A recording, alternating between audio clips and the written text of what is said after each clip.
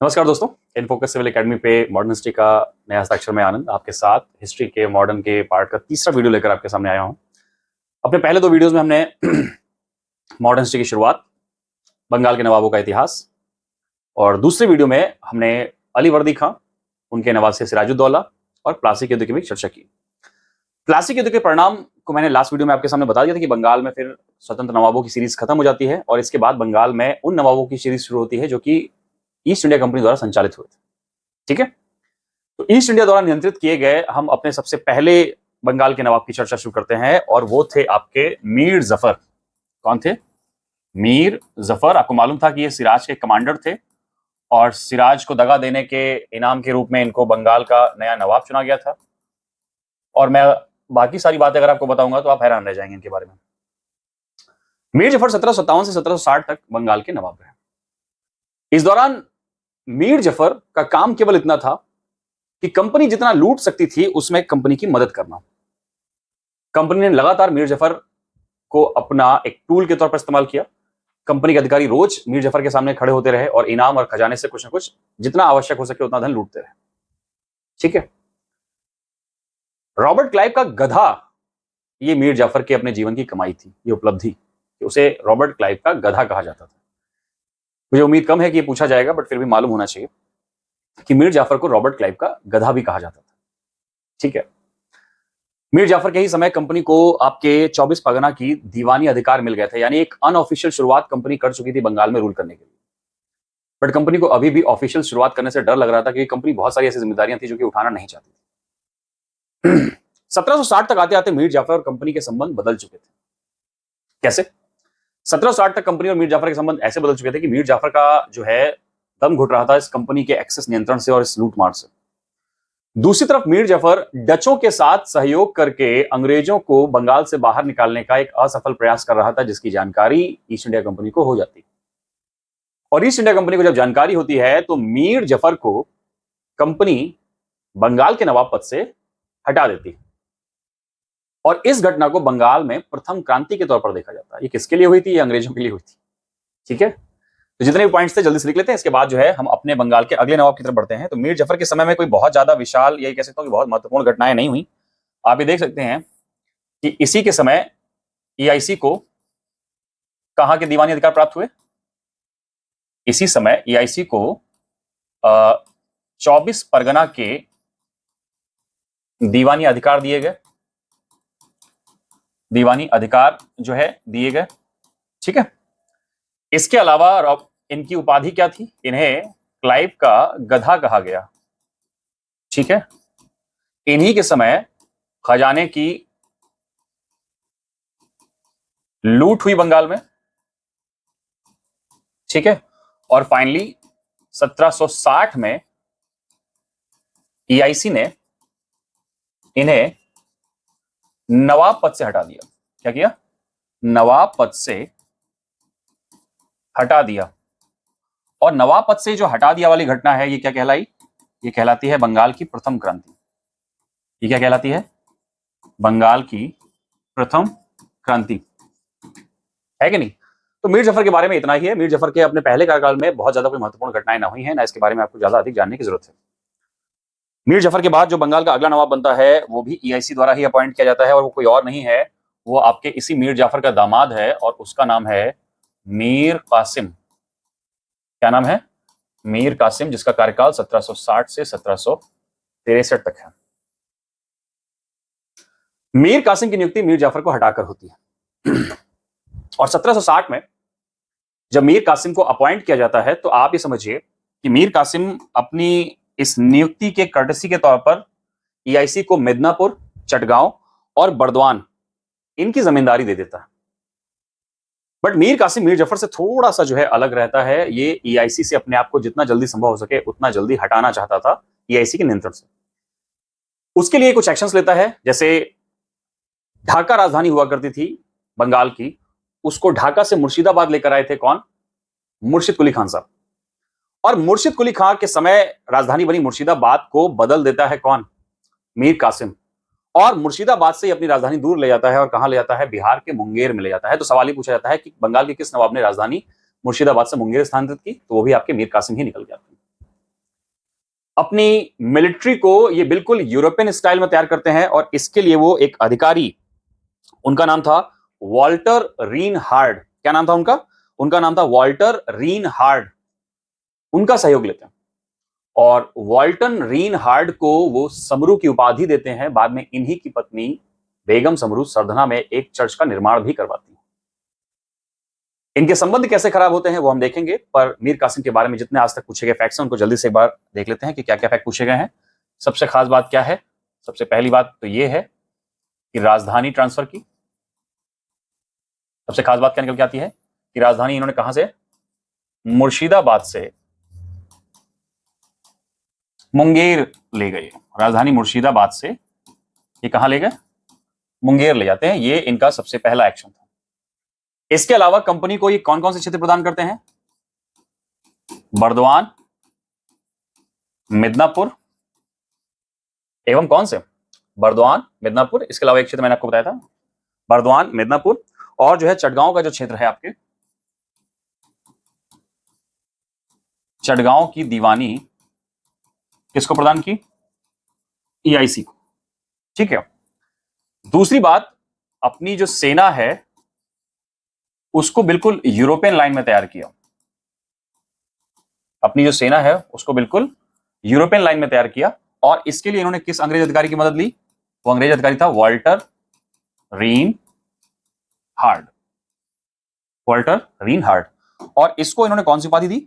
Walter reign hard को उपाधि दी जाती है समरू की, है ना? ये समरू टाइटल दिया जाता है। और इन्हीं की पत्नी वॉल्टर रीन हार्ड की पत्नी को फिर क्या बोला जाता है? बेगम समरू बोला जाता है। और बेगम समरू को हम क्या देखते हैं? इनका नाम सुनते हैं इसलिए क्योंकि सरधना में इन्होंने एक चर्च का निर्माण कराया। इन्होंने एक चर्च का निर्माण कराया। इसके अलावा क्या करेगा? मुंगेर में एक तोपखाने का निर्माण भी कराता है। मुंगेर में तोपखाने का निर्माण भी कराता है। ठीक है। इतनी बातें आपको मीर कासिम के बारे में मालूम चलें। मैंने आपको पहले बता रखा है कि Mir Qasim East India Company से जितना जल्दी पॉसिबल हो सके अपना संबंध अलग कर लेना चाहता है और इस प्रयास में उसको ईस्ट इंडिया कंपनी से शत्रुता भी मोल लेनी पड़ती।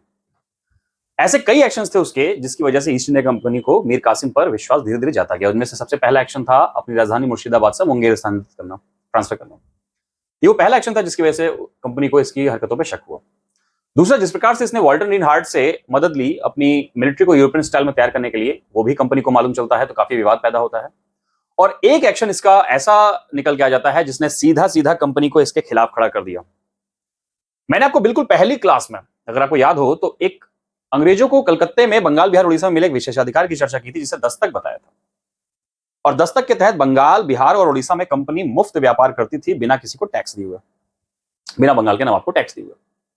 और यहां पर आप क्या देखेंगे कि मीर कासिम को यह बात मालूम थी कि वो बंगाल, बिहार, उड़ीसा में अंग्रेजों से टैक्स तो नहीं वसूल सकता क्योंकि उनकी वजह से वो सत्तासीन हुआ है। परंतु उसने क्या किया? ईस्ट इंडिया कंपनी के इस अधिकार को, विशेष अधिकार को चुनौती देने के लिए उसने क्या किया? भारतीय व्यापारियों से जितना भी कर वो लेता था उसे मुफ्त कर दिया। यानी बंगाल में इस समय अंग्रेज और भारतीय दोनों प्रकार के व्यापारी किसी भी प्रकार का कर नहीं दे रहे थे। और अंग्रेज जब इंग्लैंड छोड़ के भारत आए थे तो उनको ऐसा लगता था कि ये बंगाल के नवाब के पास जाएंगे और उनको ये विशेषाधिकार हमेशा के लिए उनका रहेगा, इसके अलावा कोई इस विशेषाधिकार का प्रयोग नहीं कर सकता। तो अंग्रेजों को ये मान लीजिए कि ये जो दस्तक के मामले में जो मीर कासिम ने निर्णय लिया वो सरे नागवार गुजरा और उन्होंने मीर कासिम को बंगाल के नवाब पद से हटा दिया। इसे अंग्रेजों ने बंगाल की दूसरी क्रांति कहा। क्यों कहा? इस पर मत जाइएगा, किसके बारे में कहा ये याद रखिएगा, वो एग्जाम हॉल में काम आ जाएगा। तो यहां पर हम आगे क्या देखेंगे कि इसने क्या किया? भारतीय व्यापारियों से, भारतीय व्यापारियों को भी कर मुक्त व्यापार का अधिकार दिया। कर मुक्त व्यापार का अधिकार। और इसी कारण से क्या हो जाता है? अंग्रेज इससे नाराज हो जाते हैं और अंग्रेज क्या करते हैं? मीर कासिम को पद से हटा देते हैं। और मीर कासिम को जब पद से हटाया जाता है तो मीर कासिम का हटना, मीर कासिम का हटना इसे बंगाल की दूसरी क्रांति कहा गया। इसे क्या कहा गया? बंगाल की दूसरी क्रांति। पहली क्रांति क्या थी?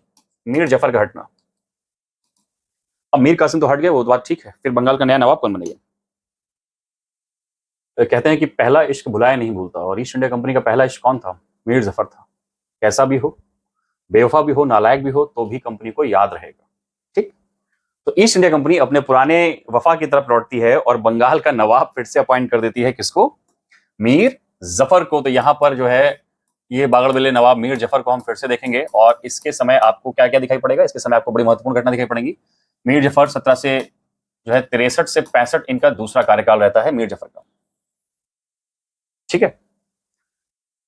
मीर जफर एक तरफ बंगाल के नवाब पद से हटा दिए गए हैं, वो बात तो ठीक है, लेकिन मीर कासिम बंगाल के नवाब पद से हटा दिए, बात तो ठीक है, लेकिन फिर इसके बाद मीर कासिम का हुआ क्या?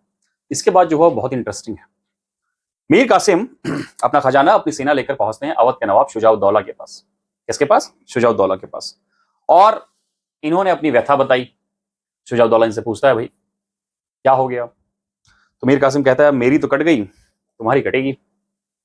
तो शुजाउद्दौला पूछता, भाई ऐसा क्यों? तो उन्होंने बताया कि ईस्ट इंडिया कंपनी बंगाल में इतनी मजबूत हो चुकी है कि वो सोवरेन नवाब को पद से हटा दे रही है, और जिसे चाह रही है वो नवाब पद पर अपॉइंट कर रही है। तो इन दोनों ने तय किया कि भाई साहब, अब कंपनी को हटाने का समय आ गया है, ईस्ट इंडिया कंपनी जैसी इन यूरोपीय पावर्स को हटाने का समय आ गया है। अब इनको लगा कि एक से भले दो, दो से भले तीन, तो इन्होंने एक तीसरे आदमी को इंट्रोड्यूस कर लिया जो कि दिल्ली में बैठा था।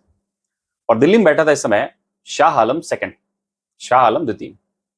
और शाह आलम सेकंड, शुजाउद्दौला और मीर कासिम, इन तीनों का ट्रियो उतरता है बक्सर में। किसके खिलाफ उतरता है? आपके ईस्ट इंडिया कंपनी के खिलाफ, बंगाल के नवाब के खिलाफ। और यहीं पर बक्सर का युद्ध होता है, जिसके बाद जो हुआ वो काफी निर्णायक था। बट यहां पर देख लेते हैं कि मीर कासिम का जो दूसरा कार्यकाल है, इसमें आप क्या खास बात देखते हैं। मीर कासिम के दूसरे कार्यकाल में हमने कोई बहुत खास नहीं देखी। मीर जफर के दूसरे कार्यकाल में जो एक बात हमने देखी वो ये था कि इसी के कार्यकाल में, है ना, इसी के कार्यकाल में आपके बक्सर का युद्ध होता है 1764 में। इसी के कार्यकाल में क्या होता है? बक्सर का युद्ध हुआ।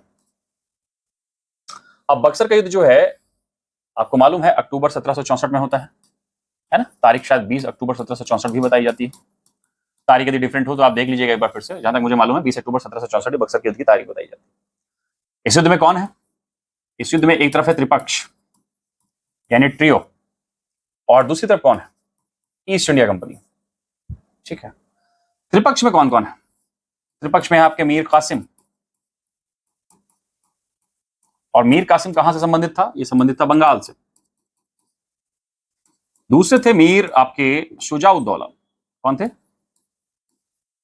शुजाउद्दौला। ये शुजाउद्दौला संबंधित था अवध से, ये अवध का नवाब था। तीसरे आपके शाह आलम सेकंड, ये मुगल बादशाह है और ये बैठते थे दिल्ली में। ठीक है। और दूसरी तरफ आपको ईआईसी का कमांडर दिखाई पड़ रहा है, और वो रॉबर्ट क्लाइव ना होकर इस बार है एक बड़ा दूसरा बहादुर आदमी, और वो है हेक्टर मुनरो। क्योंकि रॉबर्ट क्लाइव महोदय इस समय खूब सारी लड़ाइयां लड़के चले जाते हैं कहां? इंग्लैंड छुट्टी मनाने। भाई उनके भी 20 बच्चे हैं, उनकी 20 को भी 9 लाख का हार चाहिए। यहां से इतना माल कमा के गए, वहां खर्च नहीं करेंगे क्या? तो इस बार जो है लड़ाई की जिम्मेदारी हेक्टर मुनरो पर थी, और सामने तीन बागड़बिल्ले, मीर कासिम, शुजाउद्दौला और शाह आलम सेकंड थे। इन तीनों के बारे में जान लेते हैं। मीर कासिम चलो ठीक है, काबिल आदमी, लायक आदमी है। शुजाउद्दौला अव्वल दर्जे का, एक नंबर का लंपट टाइप का आदमी था। 1761 में ये पानीपत के युद्ध में मराठों को प्रॉमिस करता है कि हम आपकी तरफ से लड़ेंगे। बाद में आपके रुहेलखंड का जो नवाब था नजीब जंग, इसको धमकाता है कि अहमद शाह अब्दाली आएगा, जीतेगा और तुमको मार गोली बम धुआं कर देगा। तो शुजाउद्दौला रातों रात बाजी पलट देता है और अहमद शाह अब्दाली के खेमे में चला जाता है। अहमद शाह अब्दाली के खेमे में सिर्फ इसलिए गया था ताकि ये खुद दुर्रानी वंश के अटैक से बच सके। पैसे का अव्वल दर्जे का लालची था ये, और हमेशा दिल्ली के दीवान बनने का, यानी मुगल सल्तनत में ये प्रधानमंत्री पद पर जाना चाहता था, वजीर पद पे जाना चाहता था, ताकि आसपास से लूट खसोट मचा सके सारी की सारी रियासतों से। तो एक नंबर लंपट आदमी शुजाउद्दौला, ये इनके साथ में। तीसरे आपके मुगल बादशाह शाह आलम सेकंड, इनकी भारत छोड़िए, दिल्ली छोड़िए, इनकी अपने खुद के लाल किले में नहीं चलती थी। खुद इनकी अपनी बीवी इनकी बात नहीं सुनती होगी, कोई और बादशाह क्या समझेगा इनको। तो ये तीन हिंदुस्तान की कुछ पिछड़ी सी ताकतें आपके एक हिंदुस्तान की नई उभरती ताकत के सामने खड़ी हैं। बक्सर का युद्ध इंपॉर्टेंट नहीं है, बक्सर के युद्ध के जो परिणाम थे, जो कि निकल के आता है इलाहाबाद की संधि के तौर पर, वो शानदार थे। समझ रहे हैं? और वो इसलिए शानदार थे क्योंकि आप देखिएगा ध्यान से, यहां पर तीनों की सेनाएं मिल रही। हेक्टर मुनरो इस आपके बक्सर का कमांडर है। तीनों की सेनाएं आपस में कोई तालमेल नहीं बिठा पाती, जबकि इनके सामने जो इनकी शत्रु सेना है उसका कमांडर केवल एक है, वो एक कमांड पूरी कंपनी को देता है और पूरी मिलिट्री उसी डिसिप्लिन में जाती है। ये एक पिछड़ी हुई सेना का एक नई सेना से, एक एडवांस सेना से हुआ युद्ध था। एक तरफ इनकी बैकवर्ड सेना है जिसके पास हथियार तक आधुनिक नहीं है, एक पास इनके पास नई नई राइफलें, इनके पास पुरानी औरंगजेब के अकबर के जमाने की बंदूकें हैं कि बाकायदा उसमें गन पाउडर डाला, इसके बाद जो है गोली डाली, इसके बाद जो है आपके घोड़ा खींचा, उसमें जो है हमने एमुनेशन जलाया, इसके बाद बंदूक को रख दिया। अब बंदूक की अपनी मर्जी है कि वो चले कि नहीं चले। आपने बंदूक रख के पबजी का गेम खेलना शुरू कर दिया, आधे घंटे में एकदम से धमाका हुआ, पता चला हाँ बंदूक चल गई। तो एक ऐसी बैकवर्ड सेना का, ऐसी सेना से मुकाबला हो रहा है जो कि बिल्कुल आधुनिक हथियार और वेल डिसिप्लिन ट्रेंड आर्मी के साथ जो है आप युद्ध कर रहे हैं। बक्सर का युद्ध बहुत लंबा नहीं जाएगा, और बक्सर के युद्ध का जो आप ये समझ लीजिए कि बक्सर का युद्ध महत्वपूर्ण नहीं है, बक्सर के युद्ध का जो परिणाम है वो बहुत शानदार है, वो भारत के इतिहास पर बहुत लंबे समय तक छाया रहा। और अंततः क्या होता है कि बक्सर के इस युद्ध में स्त्री पक्ष की हार होती है, ठीक है, और ईआईसी के हेक्टर मुनरो को इस बक्सर के युद्ध में विजय प्राप्त होती, ठीक है। तो ये था बक्सर का युद्ध जो कि आपके मीर जफर के कार्यकाल में हुआ। अब जो सबसे महत्वपूर्ण है कि इसका परिणाम क्या हुआ। इसके परिणाम बहुत ही ज्यादा दूरगामी थे और बहुत ही ज्यादा डिसाइसिव थे। बक्सर युद्ध के परिणाम की अगर मैं बातें करूं तो मैं आपको बताऊं कि बक्सर के युद्ध का परिणाम यह था, सबसे पहली बात तो क्या है, त्रिगोठारा। उससे ज्यादा महत्वपूर्ण था इलाहाबाद की संधि। उससे ज्यादा महत्वपूर्ण क्या बात थी, उससे ज्यादा महत्वपूर्ण था इलाहाबाद की संधि, जो कि साइन की जाती है अगस्त 1765 में। और यह हैरानी की बात है कि युद्ध समाप्त हो रहा है अक्टूबर 1764 में, यानी 10 महीने का इंतजार किया गया है और अंग्रेजों की तरफ से भी कोई संधि हस्ताक्षरित नहीं की गई है। किसका वेट किया जा रहा था, अंग्रेजों के मास्टरमाइंड रॉबर्ट क्लाइव का। और इलाहाबाद की संधि फाइनली बंगाल को कहां ले जाती है, इलाहाबाद की संधि फाइनली बंगाल को ले जाती है द्वैध शासन की तरफ। इलाहाबाद की संधि फाइनली बंगाल को कहां ले जाती है, द्वैध शासन की तरफ। ये बहुत सेंसिटिव समय है, ये बहुत इंपॉर्टेंट संधि है जो कि मैं आपको आगे पढ़ाने वाला हूं, क्योंकि इलाहाबाद की संधि पढ़ाने के साथ ही साथ हम कहां शिफ्ट कर जाएंगे, द्वैध शासन की तरफ शिफ्ट कर जाएंगे, ठीक है। तो चलिए देखते हैं बक्सर के युद्ध के परिणाम। आप देख चुके हैं, और बक्सर के युद्ध का परिणाम क्या निकलता है, इलाहाबाद की संधि निकलता है। हेडिंग डालते हैं ट्रीटी ऑफ इलाहाबाद या इलाहाबाद की संधि।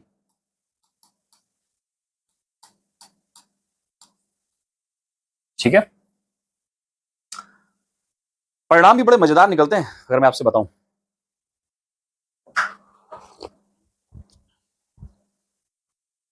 इस युद्ध का जो मुख्य उद्घोषक था वो था मीर कासिम। वो युद्ध से भाग निकलता है।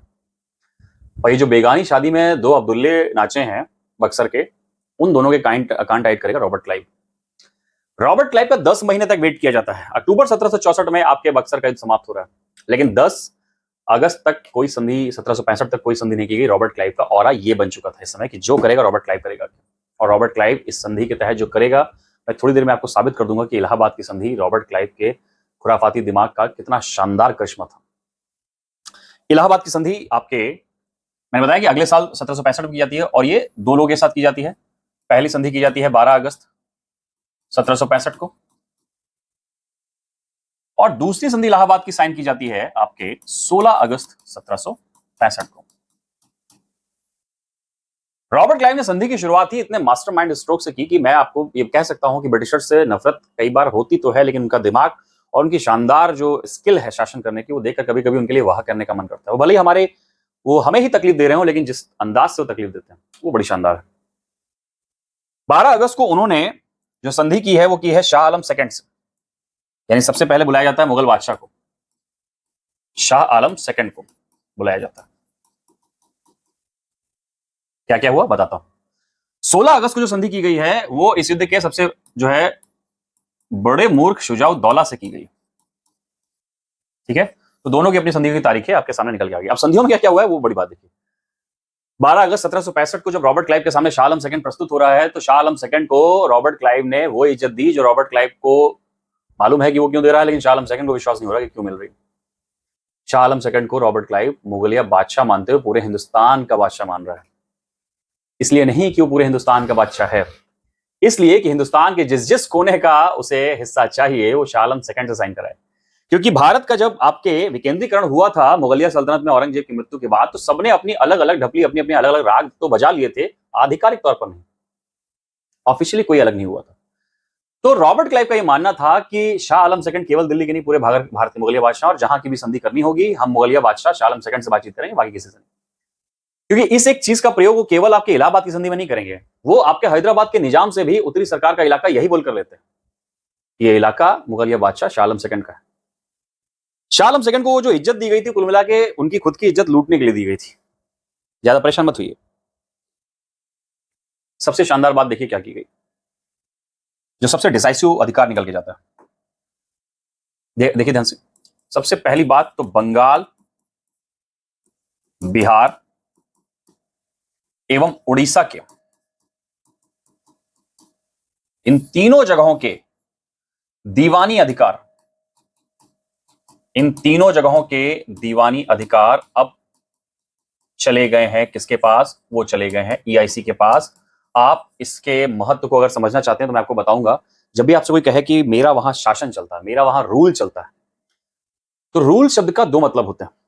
रूल मतलब कोई दो जिम्मेदारियां वो व्यक्ति वहां पर निभा रहा है। वो दो जिम्मेदारियां कौन सी? एक है दीवानी, कैलाश खेर की तेरी दीवानी नहीं, रेवेन्यू वाली दीवानी।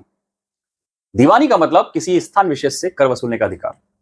यहां पर मैंने क्या लिखा? बंगाल, बिहार और उड़ीसा के दीवानी अधिकार प्राप्त हुए, यानी बंगाल, बिहार, उड़ीसा से अब कर वसूलने का अधिकार किसका हो गया? ईस्ट इंडिया कंपनी का हो गया। ये मास्टर स्ट्रोक था रॉबर्ट क्लाइव का, क्योंकि बंगाल, बिहार, उड़ीसा के दीवानी अधिकार वो किससे प्राप्त कर रही है? शाह आलम सेकंड से। ठीक है। और रूल में दूसरा शब्द आता है निजामत, यानी लॉ एंड ऑर्डर मेंटेन करने का अधिकार। कंपनी के पास अभी दीवानी शब्द तो आ गया, निजामत शब्द नहीं आया। और निजामत शब्द कंपनी को मिलेगा बंगाल के नवाब नजमुद्दौला से, जिसके समय में ये संधि की जा रही है। ठीक है। तो कंपनी के पास अब दोनों ही शब्द आ जाते हैं बंगाल को लेकर, दीवानी भी, निजामत भी, and that's how company started rule in Bengal, but unofficially, not officially, I am saying about. देख लेते हैं और क्या होता है यहां पर।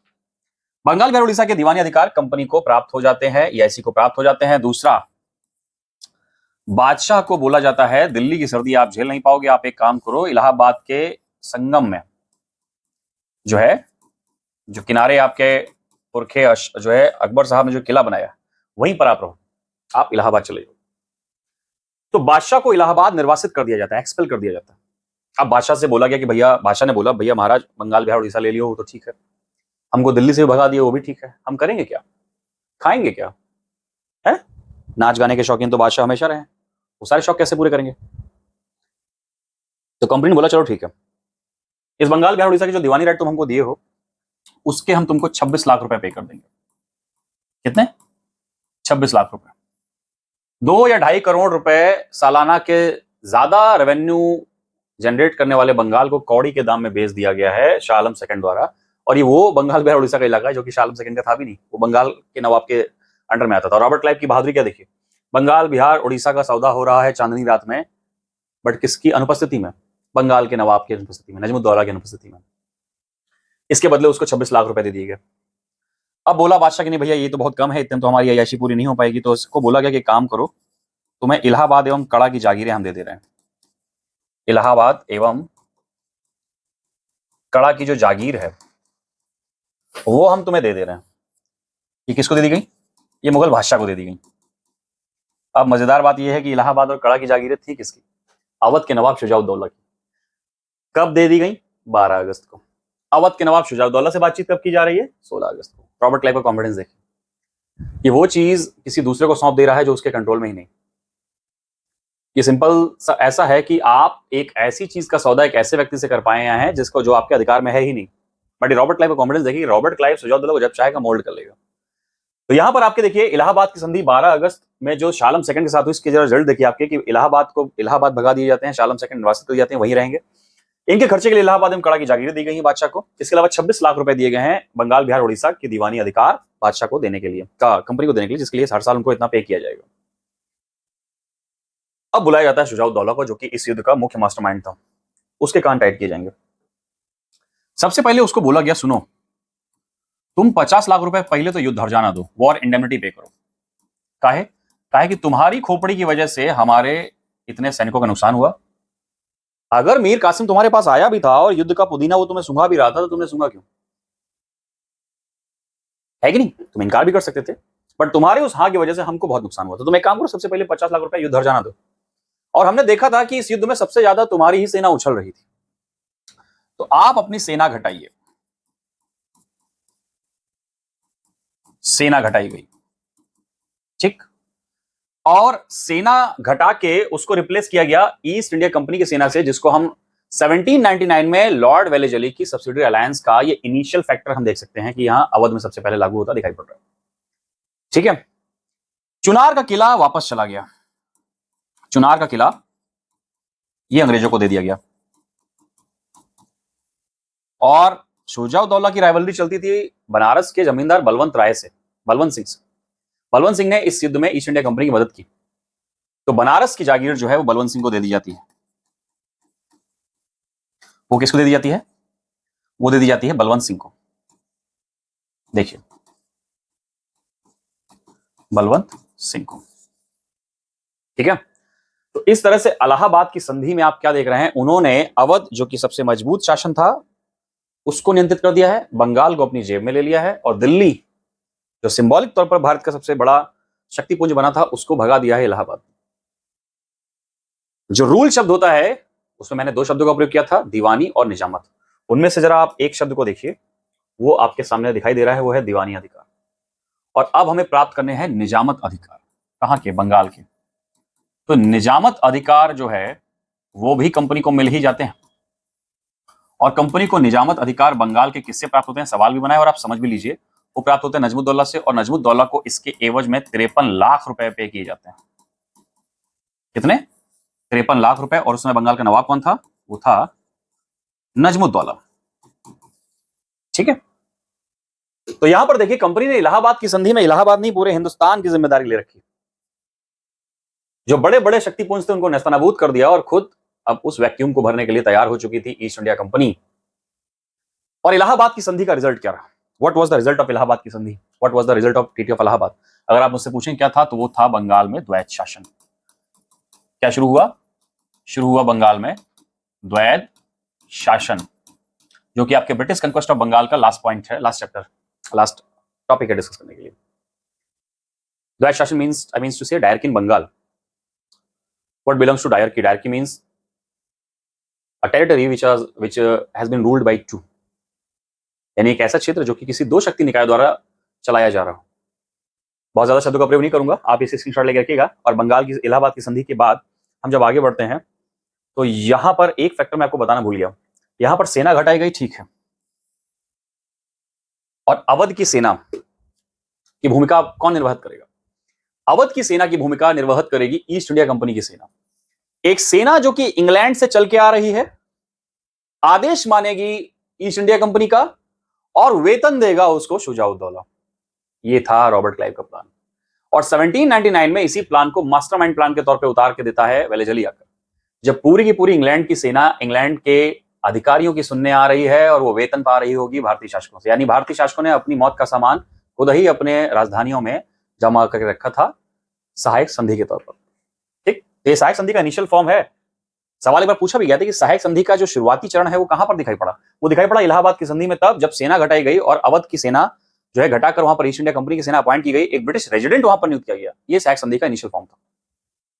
खैर वो इंपॉर्टेंट नहीं है। सहायक संधि के बाद जब हम देखेंगे अपना जो अगला दौर है, सहायक संधि के बाद जो अपना अगला दौर शुरू होता है, वो शुरू होता है कहां से? वो शुरू होता है बंगाल में द्वैत शासन से। बंगाल में द्वैत शासन क्या है ये भी देख लेते हैं जल्दी से, जो कि आपके इस सहायक संधि का रिजल्ट था। बंगाल में द्वैत शासन, बंगाल में द्वैत शासन, ठीक है। बंगाल में द्वैत शासन की जो मियाद रही है वो रही है 1765 से 1772 तक, ठीक है। और इस दौरान हम क्या देखेंगे? द्वैत शासन। द्वैत शासन का सिंपल सा मतलब है दो लोगों का शासन, दो लोगों का शासन, है कि नहीं? अब शासन शब्द से हमने क्या सीखा था? शासन शब्द से हमने क्या सीखा था कि भाई शासन शब्द का क्या मतलब होता है?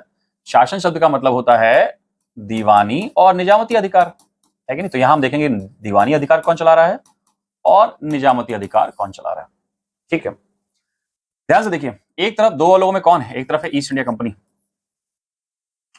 वो एंजॉय कर रही है दीवानी अधिकार। कैसे अधिकार? दीवानी अधिकार। दूसरी तरफ बंगाल का जो शासन है वो है बंगाल के नवाब के पास, और नवाब इस समय कौन है? नजमुद्दौला। नवाब बदलते रहेंगे। तो यहां पर नवाब का जिम्मेदारी क्या है? नवाब का जिम्मेदारी है निजामत, क्योंकि कंपनी ने 53 लाख रुपए में निजामती अधिकार खरीद लिए थे, पर सारे के सारे अधिकारी और जो ह्यूमन रिसोर्स है पूरा का पूरा नवाब का ही प्रयोग किया था। यानी नवाब को टोटल 53 लाख रुपए ही केवल दिए गए थे सत्ता चलाने के लिए, कि भाई साहब 53 लाख रुपए लो और निजामत जो है आप चलाकर दिखाओ। जबकि जो मालदार विभाग था, दीवानी यानी पैसा वसूलने का जो अधिकार था, पैसा वसूलने का जो सिस्टम था, वो किसके अधिकार में था? वो था आपके किसके? ईस्ट इंडिया कंपनी के। और ईस्ट इंडिया कंपनी वो जो पैसा वसूल रही है ना, वो भी आपके भारतीय अधिकारियों से ही वसूलवा रही है। दीवानी अधिकार कहां के थे? बंगाल, बिहार और उड़ीसा के। आपको मालूम है कि बंगाल में उसने अपॉइंट किया रजा खान को कि भाई साहब तुम सारा का सारा पैसा वसूल के कंपनी को दो। बिहार में उसने अपॉइंट किया सितब राय को कि भाई साहब तुम पूरा का पूरा पैसा वसूल के दो। और उड़ीसा में उसने अपॉइंट किया रायदुर्लभ को कि भाई साहब आप सारा का सारा पैसा वसूल के कंपनी तक पहुंचाइए। अब ये समझिए कि ईस्ट इंडिया कंपनी पैसा तक अपने वसूलने में अपने अधिकारियों का प्रयोग नहीं कर रही, वो भी भारतीय अधिकारी ही उसको वसूल के दे रहे हैं। अब यहां पर बंगाल के नवाब बैठे हैं, बंगाल के नवाब को काउंटर करने के लिए वहां पर डेप्यूटी नवाब अपॉइंट करेंगे, डिप्टी नवाब। और वो डेप्यूटी नवाब कौन था? वो डेप्यूटी नवाब कोई और नहीं, वो था आपके रजा खान, जो यहां पर दिखाई पड़ रहा है। और कंट्रोल कैसे कर रही थी? डेप्यूटी नवाब की सलाह नवाब नहीं मान सकते, नवाब इग्नोर नहीं कर सकते। यानी सीधा सीधा वो दीवानी अधिकार तो चला ही रही, निजामती अधिकार भी चला रही, बट जिम्मेदारी नहीं ले रही। जहां पैसा है, यानी जहां पर आपके अधिकार है, उसको कंपनी एंजॉय कर रही है, पर जहां पर उत्तराधिकार, जहां उत्तरदायित्व है कि आपको लॉ एंड ऑर्डर मेंटेन करना है, वहां पर कंपनी केवल केवल अपने लड़कों के साथ खेल रही है और कुछ नहीं कर रही है। ठीक है, क्लियर है कि नहीं? तो यहां पर डेप्यूटी नवाब अपॉइंट करके उसने पूरी तरह से नवाब की पावर को इंक्रोच कर दिया। अब इस एक चीज का दुष्परिणाम क्या हुआ? ये आपके इलाहाबाद की संधि के दुष्परिणाम के रूप में जो बंगाल में द्वैत शासन की शुरुआत हुई है, जरा उसका रिजल्ट समझिए क्या है। बंगाल में पैसा वसूलने का अधिकार किसका है? कंपनी का। और लॉ एंड ऑर्डर मेंटेन करने का अधिकार कौन संभाल रहा है? बंगाल का नवाब। जहां पर अधिकारों की बात है, कंपनी ने एक भी कौड़ी जो है कम नहीं वसूला। 1767 से लेकर 1770 के बीच में इन 3 सालों में बंगाल लगातार 4 साल लगातार अकाल सहता है, लेकिन कंपनी की गाड़ियों ने, कंपनी की लारियों ने एक बोरी छोड़िए, एक मुट्ठी अनाज भी कम लगान के तौर पर नहीं वसूला। ये तब की बात मैं आपको बता रहा हूं जब बंगाल लगातार 4 साल अकाल से और सूखे से मर रहा था। इन 4 सालों के भीतर बंगाल में 10 लाख से ज्यादा लोगों की मौत हो जाती है, जिसे भीषण और भीषणतम संज्ञा हम दे सकते हैं। 84 में जब आपके कॉर्नवालिस महोदय आते हैं, तो कॉर्नवालिस महोदय का जो आपके ब्रिटिश संसद में जो ये कह सकता हूं कि स्टेटमेंट था, वो ये था कि पूरी दुनिया में कहीं भी इतनी भ्रष्ट और इतनी अयोग्य सरकार नहीं देखी गई जितनी कि बंगाल में कंपनी की सरकार रही। टैक्सेस की मात्रा मोर देन 60% रख दी गई। किसान 10 उगाएगा और 6 कंपनी ले जाएगी, 4 में किसान का बड़ा परिवार साल भर पड़ेगा। कंपनी ने बंगाल को सोने का अंडा देने वाली मुर्गी समझी और चाहा कि जितना चाहे उतना लूट ले। बट सोने के अंडा देने वाली मुर्गी की कहानी में जिस प्रकार वो आदमी मुर्गी की गर्दन काट के सारे अंडे लेना चाह रहा था, कंपनी का हाल भी वही हुआ। कंपनी ने जिस प्रकार से यहां पर टैक्स वसूला, किसान खेती छोड़िए जीवन के लिए तरस गया और सबने धीरे धीरे खेती से मुंह मोड़ लिया।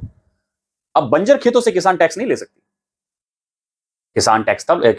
कंपनी टैक्स तब पे करेगी, कंपनी को टैक्स तब मिलेगा जब किसान खेती करेगा। यहां पर किसान के शरीर में चमड़ी नहीं बची, आप उससे खेती करवाएंगे क्या? 4 साल में बंगाल में 10 लाख से ज्यादा किसानों की एकदम अकाल मृत्यु हो चुकी है। ये बात समझाने को काफी है कि ये डायरकी कर क्या रही थी। और ऐसा नहीं डायरकी बंगाल में किसी को नुकसान नहीं पहुंचा रही, ये डायरकी जो है बंगाल में किसानों को भी नुकसान पहुंचा रही थी, और उससे ज्यादा नुकसान तो कंपनी को पहुंचा रही, क्योंकि जिस दिन के लिए उन्होंने कंपनी पर जो है शासन करना शुरू किया बंगाल में, वो इनका ध्येय पूरे ही नहीं हो रहा था। धीरे धीरे कंपनी का रेवेन्यू कलेक्शन खत्म होता गया। और बाद में जब आपके 1770 के आसपास भारत में नए गवर्नर जनरल की अपॉइंटमेंट होती है वॉरेन हेस्टिंग्स की, तो वॉरेन हेस्टिंग्स महोदय करते हैं क्या कि वॉरेन हेस्टिंग्स महोदय इस बंगाल के द्वैत शासन को समाप्त कर देंगे। वॉरेन हेस्टिंग्स महोदय क्या करेंगे? बंगाल में शुरू हुए इस द्वैत शासन को समाप्त कर देंगे। ठीक, इसके बाद 1773-1774 तक रेगुलेटिंग एक्ट आता है, और इसके बाद बंगाल में नवाब की भूमिका समाप्त हो जाती है और कंपनी आधिकारिक तौर पर बंगाल में शासन करना प्रारंभ कर देती है।